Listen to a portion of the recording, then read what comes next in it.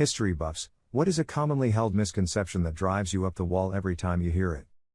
Only around 40% of colonists supported the American Revolution.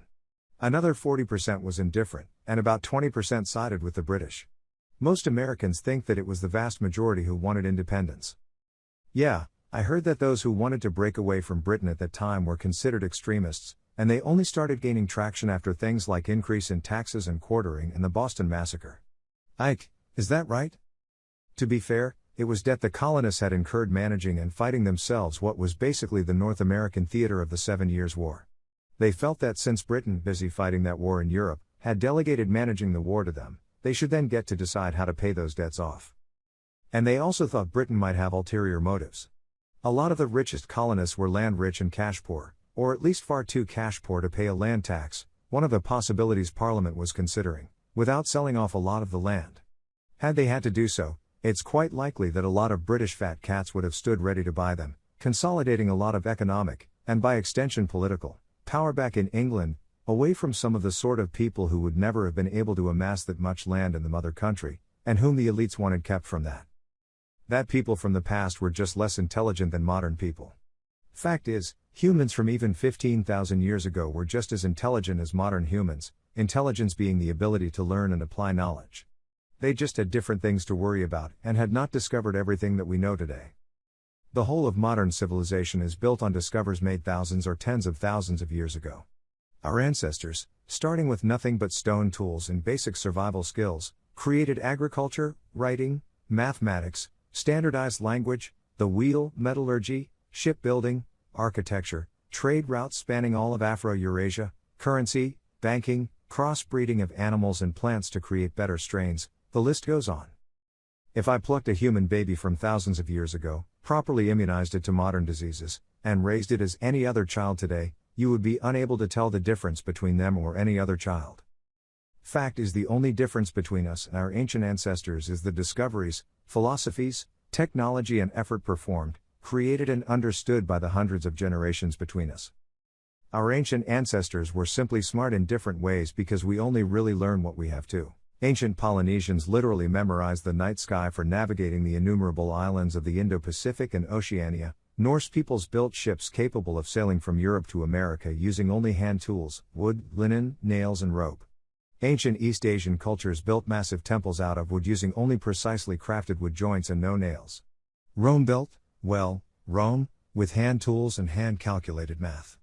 Same can be said of the wonders of Egypt, India and Mesopotamia.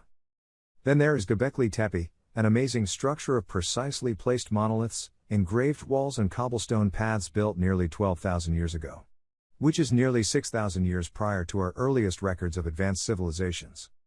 We stand on the backs of thousands of years of knowledge painstakingly collected and handed down for millennia to us who have taken it and created wonders our ancestors would attribute to gods. Yet we ignore the gargantuan effort that our long-dead kin have contributed to our success and even view them with disdain. Calling them savages, ignorant and fools. Truly we are the ungrateful child looking down on the gracious teacher that our ancestors were. We are the summation of all of humanity, just another step in a long history of advancement, not a separate holy being above it or separate from it. During Paul Revere's midnight ride he did not shout the British are coming. The mission depended on secrecy, so shouting loudly the British are coming kinda defeats the whole purpose. According to several sources, e.g., eyewitness accounts, his warning was likely the regulars are coming out or some variation of that, and probably not loud enough to wake up a village, as I've seen in some media renditions.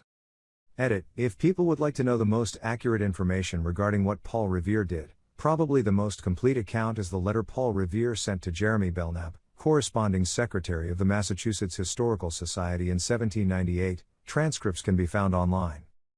Medieval peasant food was bland. People seem to think peasants only ate bread and potatoes with no seasoning. In reality, while salt was indeed a luxury they often couldn't afford, they had access to plenty of herbs to flavor their food. They also had access to things like fish and other meats, so they weren't just eating bread, though it was an important staple of their diet. If you're interested in how a bunch of civilizations ate throughout history, check out Tasting History on YouTube. It's a great source of historical information and entertainment. Edit: meant to include this originally, but as others have also stated, things like potatoes and tomatoes didn't exist in medieval Europe either. They're native to the Americas. So for most of history, the majority of the world didn't even know they existed. Also, their clothes were brown. Visited an Iron Age reconstructed dwelling recently, and they had examples of the sort of wool they could dye from natural sources: deep mustard yellow, dark blue, mulberry and deep green. Basically, they were all sitting about in snazzy woolen clothes like a bunch of hippies. So, for the peasant class, yes, lots of clothing in undyed wool, brown, cream, poor black, being the bulk of it, especially for grubby work. However, not all dyes were expensive. Welt is literally a weed, and produces beautiful yellows. So do onion skins. Yellow, in general, is super easy. Likewise, dyer's broom/dyer's green weed makes green. Woad and madder are more expensive, but not out of reach for most. Only the poorest serfs couldn't afford some bit of color. If not a coat/tunic, they might have bright sleeves or a hood. Dye vats were reused, so second or third discharges would produce less saturated, and more affordable, colored cloth. Something that clicked when I was playing an indie game, Kingdom Come: Deliverance, surprisingly good, was that clothing was made from whatever was around. A neat quirk included in the game, which was made by history buffs, was the fact that clothing colors coincided with the types of flowers available in the landscape. So a local town would have villagers in yellow, a washed-out purple, and types of reds, because that was the types of flowers which grew in abundance in the fields. You just had to gather enough to create dye. If you worked a heavily manual job, you might have a set of clothes for the field, but keeping in mind that the concept of a wardrobe is relatively recent. Clothes tended to be thick and well made, and you'd have a spare set for laundry day.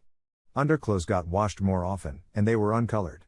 The process of laundering clothes used to be quite energy intensive, so colorful outer clothes that got washed and dirtied less often was a common thing for Europe. 0 hours. This reminds me of something my third grade teacher did. I had read my older brother's book about pilgrims, and it said that they wore dark colors, dyed from natural items, not just black. In class we were coloring pictures of pilgrims, so I gave mine dark green, brown, and purple clothing. My teacher took a black crayon and colored over the clothing of my pilgrims in my picture. Needless to say, I never forgave her for that. Your teacher was an asshole. I had a similar incident when my preschool class was making American flags out of construction paper strips. Parent and I had recently read a book about the history of the flag, so I made mine with the stripes arranged differently, like one of the early flags in the book, and got told off for doing the project wrong. Still mad about it. That Neanderthals were monosyllabic brutes. There's no evidence of that whatsoever. Their brains were bigger than ours, and casts of the inside of their skulls show that they had all the same structures our brains had. Their tool making was comparable to any Homo sapiens took making, at least before the Great Leap Forward, and they lived in communities just like we did. We also regularly mated with them and had kids, which I really don't think we would if they were little more than quasi-gorillas.